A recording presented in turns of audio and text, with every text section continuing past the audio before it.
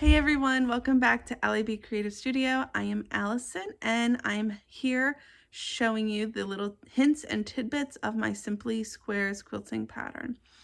So if you haven't already, please make sure to go back and watch the preceding videos in the series. This is video number 4. This is the piecing video of our 4 patches. And also make sure that you subscribe to my channel, like the video, and give us a thumbs up. And make sure that you go to my Etsy shop and buy the pattern so you can go ahead and make this as we make this along together. Some other tools that I find really handy. I find having a 1/4 inch foot for your machine is really handy. So these are 2 different 1/4 inch feet. So essentially with a 1/4 inch foot, you line your fabric up with this outside edge, and wherever your needle is centered, that gives you that 1/4 inch. This is really helpful too. This has a little, it's hard to see, black guide, there we go, that you abut your fabric up against. If you have issues keeping your fabric straight, then this is really helpful because it gives you that edge to butt your fabric up against. I also highly recommend having some bobbins pre-wound. So I sew for 5 bobbins, and then I change my needle, I clean my machine. Depending on your machine, there are some things that I do recommend. If it does have a needle down position, I do recommend that. You don't have to, but it keeps things, I feel like, a little bit more in line. When you thread your machine, make sure you thread it with the presser foot up. When you put that presser foot down, those tension discs to get you the tension that you need close. So if you're threading your machine with the presser foot down, the thread does not get into those tension discs and does not thread properly. So it's very important to thread your machine with the presser foot up. Now I know sometimes some automatic threaders, you need to have the foot down. So what I recommend in that situation is thread your machine with your presser foot up, put your presser foot down to use your needle threader, pull the presser foot back up once the needle's threaded, and then pull your thread through so it reseats in those tension discs. A lot of people don't realize that, but that's, you know, if you have thread that's constantly breaking, that might be a cause. Another thing, learn how to put your bobbin in properly. If you're getting nesting on the top of your piece that you're piecing, it's probably because your bobbin is not threaded properly. Or if you look at the bottom and your bobbin thread is a straight line and it's got some loops through it, nothing's catching, your bobbin is not threaded properly. I keep my pieces laid out right next to me. I'll show them in a second. And I'll go over some sewing basics that I like to utilize when I'm quilting. But as you can see, I have my machine threaded. I'm getting ready. I need to thread my needle, and I pull that out. Again, my presser foot is up so that my thread gets through my tension discs properly. And then we're ready. So what I'm going to suggest is if you have a feature where your presser foot will pop up just a little bit, it doesn't have to pop up all the way, but it'll pop up, you know, a couple millimeters to allow you to get additional sets of fabric, the next set of fabric. And pardon me, I highly recommend doing that. You want to make sure that you are using that 1/4 inch seam allowance again. So a lot of people have their needle plates will give them the 1/4 inch seam. Your presser foot will give you the 1/4 inch seam. You just want to make sure that you're using that 1/4 inch seam. So what I'm going to do, again, this is how I piece. So I pull my 2 sets of fabric up, my top left, top right, and I pull from the top. So again, right on top of left, you want to make sure that right sides are together. Now, again, this is called chain piecing. So you want to, you know, lower your presser foot, throw your fabric under there. Again, if your needle has that needle down option, I highly recommend that. It just keeps things sort of in place a little bit. Make sure that your thread is out of the way. So what I do is, just line it up with that 1/4 foot. If you've got a pedal, go ahead, shoot that seam down. I've got a start stop button, so I'm just going to use that. So again, just, sewing that 1/4 inch seam straight down there. Voila. So you see how my presser foot comes back up. So again, if your presser foot doesn't come back up, not a problem. I've sewn on many a machine where it doesn't come up. But don't pull this piece out yet, because we're going to save thread. Because if you pull this piece, cut it, it's just a mess. So I'm going to grab my next set, again, right to left. And if you just butt that piece up, and again, you might have to lift your presser foot up by hand, which is, again, fine, not a problem. And hit start, or use that pedal.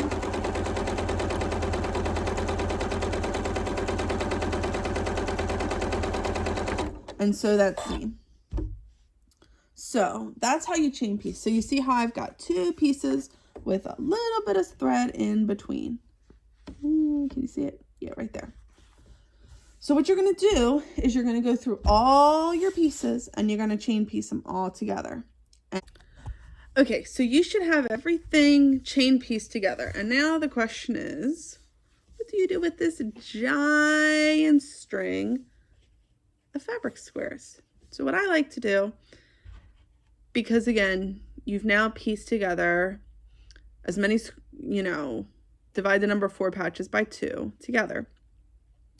So you should have half of these being your top and half of these being your bottom. So since I pieced the top 2 and the bottom 2 in that order, I know that this is the bottom one. And it's technically the bottom of the bottom stack. So I will stick a pin just in this, just so I know that this is the bottom one. And I will do the same for the bottom set of the top group. So what I'm going to do then is I'm going to divide this stack, or this long chain, in half. You can do it a couple ways. You can, count them all, divide them. I look at my groups and I need, let me look. So it would be, if you look on your pattern, it's yardage. It's going to be on page 7 of your pattern of how many 4 patch blocks you require. So you want to multiply that by 2 or just count that number twice. And that's going to give you how many you need per stack. So let me go ahead and get this done.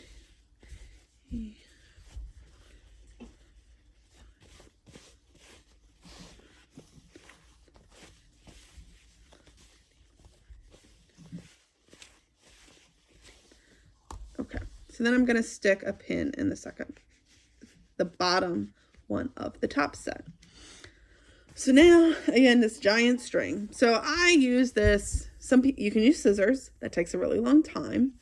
I use this fancy little doodaddy. I just bought it. I don't remember what it's called. It's called a Blade Saver by purplehobbies.com.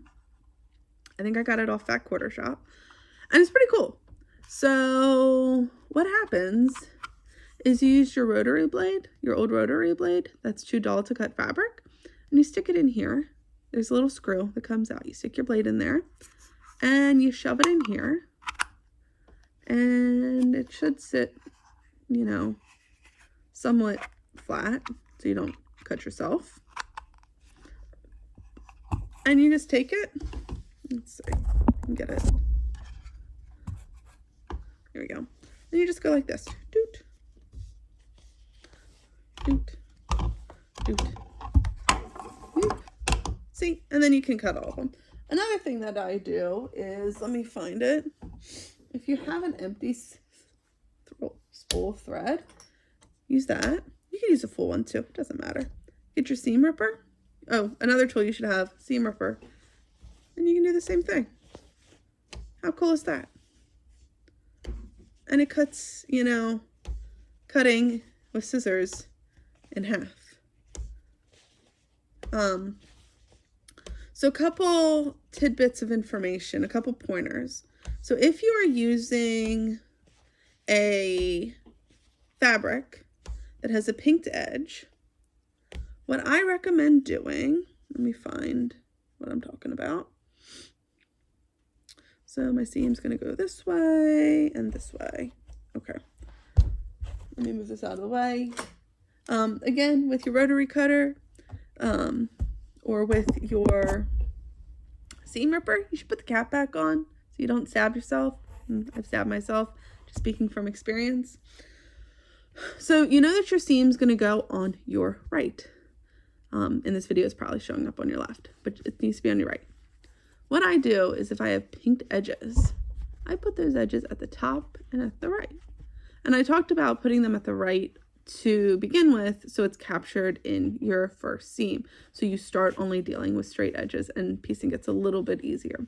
But if you put them at the top, you know which way your block is supposed to go in the end. So voila, I know my block is supposed to look like that. So just a little tidbit of information. So what I'll do is, you know, I will sit here and I'm gonna put my blocks the right way. And let's see. So the next step is going to be pressing. So while you do this, and I'm going to actually do this because I forget, I recommend that you plug your iron in so it has a chance to warm up. You don't have to have a special iron, you know, ironing is ironing, but there's some things that you need to know. Let me get this plugged in, maybe. I'll be back.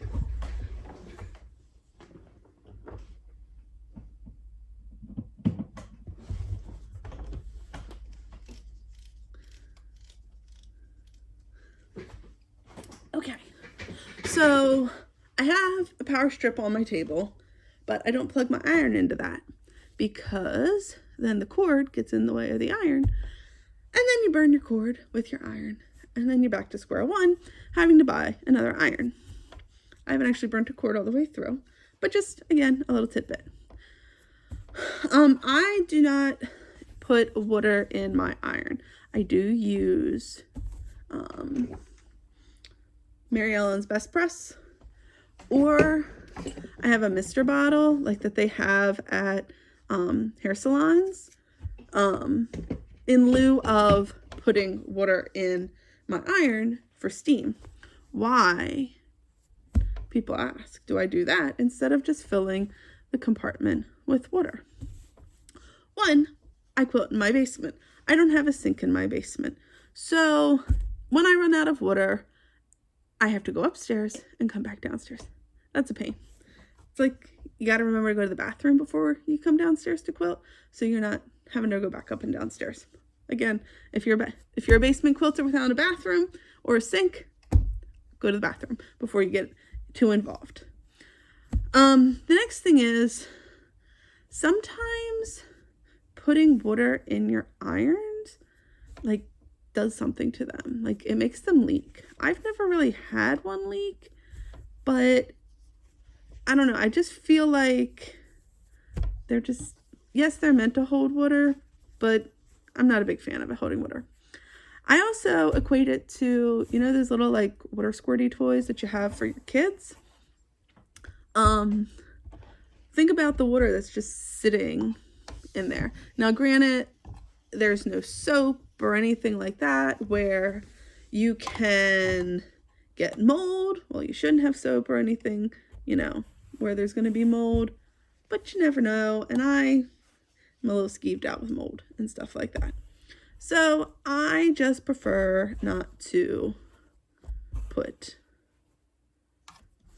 hold on. water in my iron. A spray bottle works just as fine. But again, do what you do. I'm not here to judge anyone and their quilting techniques. Okay.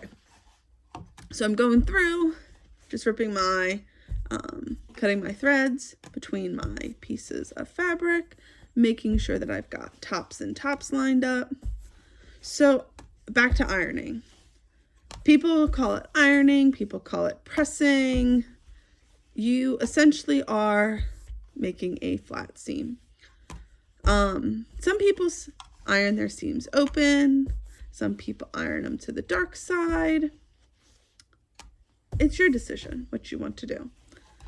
I find, just my recommendation is that if you have a lot of tiny little pieces and a lot of little angles, I recommend pressing your seams open. Why, do you ask?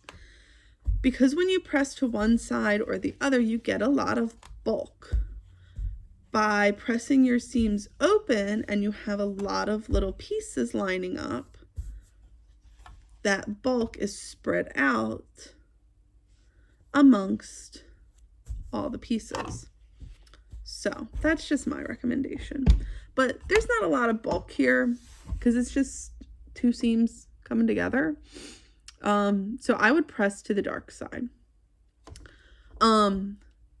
You want to press, you don't want to iron, you don't want to stretch your fabric because that's going to skew your measurements. So it's important that you set your seam. So that's just putting your heat on your seam like this. And then again, I'm going to press to the dark side. So let's move you down there a little bit. So if I'm going to press to the dark side, I'm going to have the dark side of the fabric up, set my seam, and roll it back. And then you'll see how your seam is on the dark side of the fabric.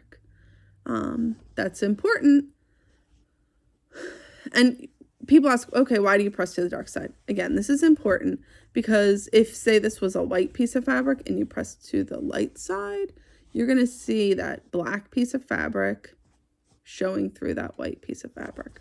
So again, I only really press my seams open, which would look like, let me show you, like that, if I've got a lot of seams coming together. I don't, so I'm just going to press to the dark side. So again, I am going to align my blocks. Here's my top blocks, here's my bottom blocks of my 4 patches. You see how I've got all the pinked edges at the top? So I know that that's the top of the block, so we're good to go. I use a seam clapper. I saw it on some video, and I wasn't going to spend the money. My husband happened to have, I have no clue what kind of wood this is. It might be like ebony or black walnut or something. I don't know, but it's really heavy, and it keeps those seams a little bit flatter. So I use this when I'm pressing my seams open, or pressing my seams, period. I don't use like a starch product until I'm pressing my blocks. That's probably not the right way to do it, but that's just how I do it. I just use a lot of this, and I don't want to use a lot of that. If I've got a little wrinkle in my fabric, I'll use my mister. But I'm going to show you, a couple blocks of me pressing seams, and then we'll just, I'll finish pressing and then we'll come back. So again, I'm going to show you, I put my bottom blocks off to the side. I've got my top blocks. I've got, here, but remember I want to press to the dark. So I'm going to take my Aliso 1600 Pro. I'm going to set my seam. So I'm just going to set my iron along that seam line just for a second or two. And that, I'm not 100% sure what it does to the thread, but I think it stops it from stretching. And I'm just going to roll that back and give it a good press. And then I'm a little weird. They say don't do this, but I do it. And then there you go. You're pressed to the dark side. And then what I'll do is I will put my blocks that I've pressed up at the top of my mat. Again, keeping those pinked edges at the top so I know which is the top. Throw my seam clapper on there. or my clapper. It's not a seam clapper, it's just a clapper. And go to the next block. Some people will set the seam of like 10 blocks at once and roll them all back at once. You can do, you know, what works for you. But I just find that doing it a block at a time works for me. What else? So I will say when I go to do my top blocks, I'm going to want my seams to nest. So what that means is right now I am pressing, hold on, let me think. My seams are going that way. So I'm pressing with the pinked edge to the right side, the top and the right. So I've got to remember when I go to my bottom set of blocks, I want to press with the pinked edge to the top and my left, because your seams need to nest. So what that means is when we go to line up,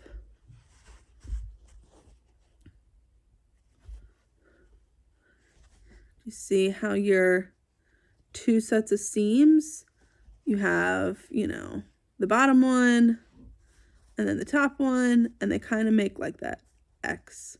So you just want to make sure that things line up. So again, you know, press to the dark side, you know, if at all possible, but make sure that those seams nest. Actually, yeah, yep, that's right. So again, set that seam, grab it, roll it up, and then put your clapper on. So you're going to want to do that for all of your blocks. And then we're going to piece our 4 patches together. So your quilt is slowly taking shape. Pressing and cutting are my least favorite parts, but they are necessary evils. I don't think I pressed the first quilt I made, because I don't think I actually owned an iron. Which, you know, wasn't such a horrible thing, but it definitely wasn't the prettiest quilt in the world. But again, I quilt because I quilt with love, and yeah. So like this one, I'm going to press, even though I'm going to press with my pinked edge to the right, I'm doing that because I want to press to the dark. So this one's going to be a little funky, but that's okay. I do okay with funk and weirdness. So that pinked edge is actually going to be at the bottom. And we might get into that because of just the way some of this stuff is aligned. So pressing up to the dark. Luckily this one worked out fine. And one reason that I do line up my blocks as I press is to keep sort of my layout consistent. If you just press 5 million blocks and they're all different, then your layout gets a little wonky and you're back at, you know, square one again, which, I mean, you can do wonky. Wonky's fun. But I'm going to go ahead, get all this pressed, and I'll meet you back here when we're ready to finish up those 4 patches. Okay, so I've got all these 2 patches pressed. And again, I have pins denoting, you know, which order, and that's just helpful. So as you go through, we're going to now sew together both 2 patches to make a 4 patch. So you want to make sure that your seams nest. And again, we talked about that. You want to, you know, take your 2 pieces, put them together, look at your seams. Let me flip it around. See how you have there and there. You want them to go the other way and to make sort of like that X. And what you can do, and this is how I do it, if you line it up like where they overlap a little bit and you push in opposing directions, it kind of like sinks in to where they nest. It kind of like slides into place per se. So what you're going to do is you're going to take these. If your dark sides are opposite, your dark side should be opposite. But if your seams happen to be going the same way, just make sure that you switch one the other way, and just sew it down the other way. So let's go back over to the sewing machine. Let's get this lined up.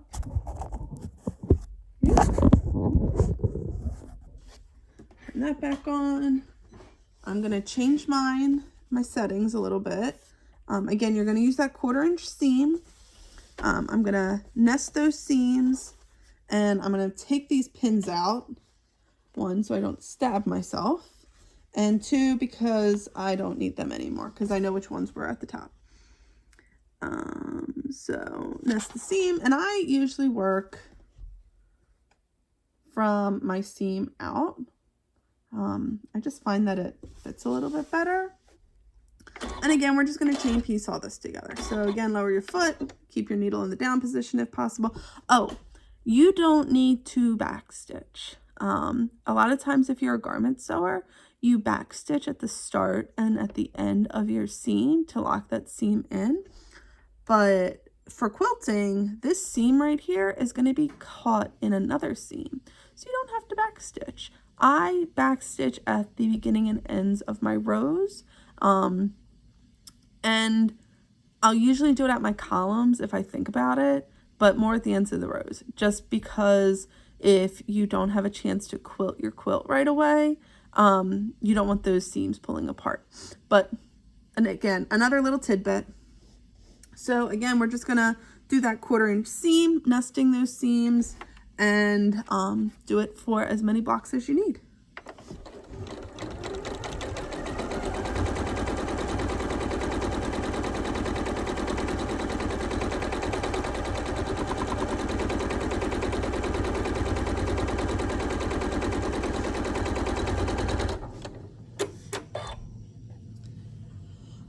Another thing I'll do is when I'm pulling, I do bottom to top. So I pull the bottom 2 patch up to the top. That way you know where your seam is. But again, when you do a 4 patch, especially a scrappy 4 patch, you're probably going to be swiveling your block anyhow to make sure that you don't have the specific fabric lining up to the same fabric. But again, line it up, nest those seams, and sew away.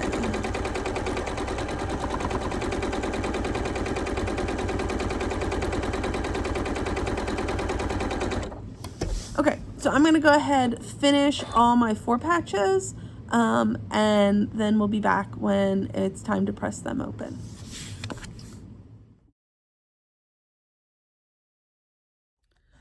Okay, so you should have everything chain pieced together. And now the question is, what do you do with this giant string of fabric squares? I use this, you can use scissors. That takes a really long time.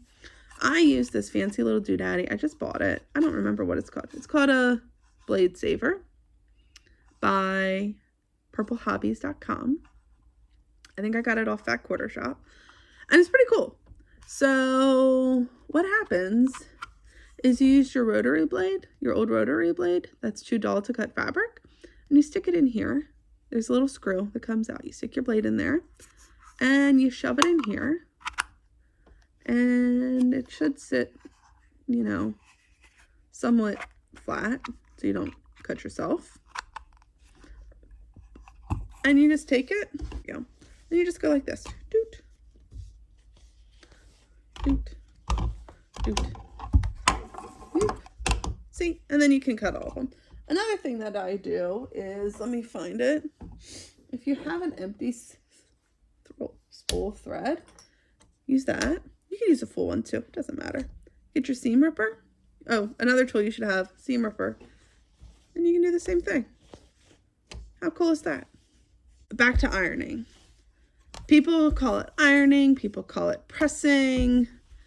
You essentially are making a flat seam.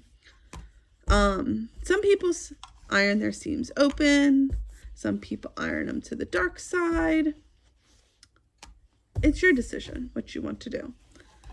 I find, just my recommendation is that if you have a lot of tiny little pieces and a lot of little angles, I recommend pressing your seams open.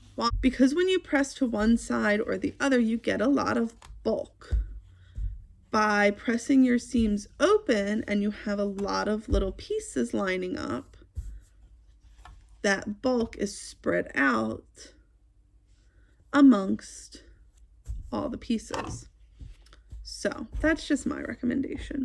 But there's not a lot of bulk here because it's just two seams coming together. So I would press to the dark side. You want to press. You don't want to iron. You don't want to stretch your fabric because that's going to skew your measurements. So it's important that you set your seam. If I'm going to press to the dark side, I'm going to have the dark side of the fabric up, set my seam, and roll it back. And then you'll see how your seam is on the dark side of the fabric. That's important. Say this was a white piece of fabric and you press to the light side, you're going to see that black piece of fabric showing through that white piece of fabric. So again, I only really press my seams open, which would look like, let me show you, like that, if I've got a lot of seams coming together. I don't, so I'm just going to press to the dark side. I use a seam clapper and it keeps those seams a little bit flatter. So I use this when I'm pressing my seams. I'm going to show you, a couple blocks of me pressing seams, and I want to press my to the dark. So I'm going to take my Aliso 1600 Pro. I'm going to set my seam. So I'm just going to set my iron along that seam line just for a second or two. And I'm just going to roll that back and give it a good press. There you go. You're pressed to the dark side. And then what I'll do is I will throw my seam clapper on there, or my clapper. It's not a seam clapper, it's just a clapper. And go to the next block. Some people will set the seam of like 10 blocks at once and roll them all back at once. You can do, what works for you. But I just find that doing it a block at a time works for me. Because your seams need to nest. So what that means is when we go to line up,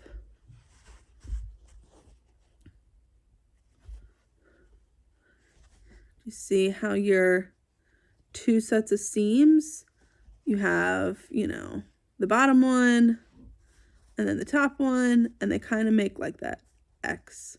So you just want to make sure that things line up. And we're going to piece our 4 patches together. Okay, so you should have now all your 4 patches pieced together, your whole slew of them, and you're going to press them open.